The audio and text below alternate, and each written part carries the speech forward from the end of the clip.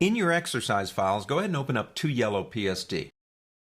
I'm actually going to show you two ways that we might be able to work on this image and fix it. Now, I've got the Layers panel open, and like our previous lesson, I've divided the image into two pieces so we can kind of watch the process.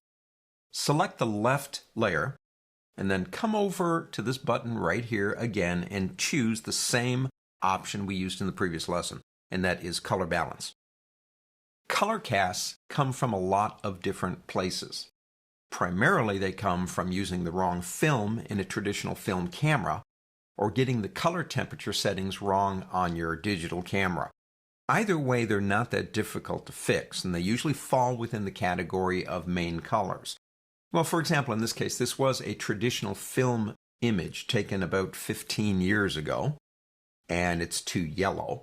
Well, if it's too yellow, guess what it needs? It needs blue. So just to show you this really quick, and then I'm going to show you another way you might do it. We're going to come over here and grab the slider, and we'll move it this way.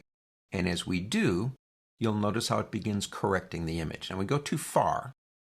Let's go back to about 80 or about 75. Let's try about 75. Now, there is a little bit of red in there that I don't want. So what I'm going to do is come up to cyan. Don't forget, we're doing this manually right now. Everything is by our eyes and a calibrated monitor. And we're going to come over here. We're going to move this way. Give that a little bit of cyan. So, looks like we fixed it pretty good. If we take color balance and move it up here,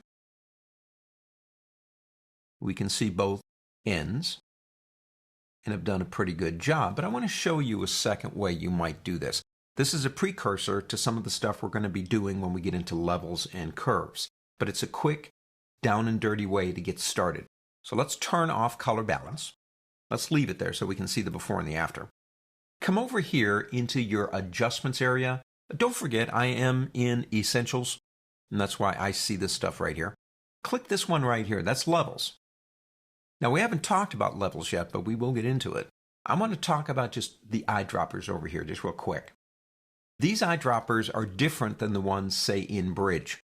In Bridge, the eyedropper, when you click, no matter where you click, if it's a neutral area, will actually color correct the image. These are very specific. If you use the black eyedropper, you better be clicking somewhere black or white. But this one, the neutral or the midtone, sometimes this one can surprise you on what it can do. Now, what I'm looking for in this image is an area that really has no color. Now, there are a lot of rocks, but those rocks do have some color in them. Now, this might look a little bit more blown out to you than it does to me. That's not black up there. I can see some detail. But because of the shadow areas, when the photograph was taken, there was probably no color up there at all. It's a neutral area. If I click here, see what it did? Isn't that cool? Now, in subsequent chapters, we're going to talk a whole lot more about why that gray eyedropper did what it did. But sometimes you're working on color correcting an image manually.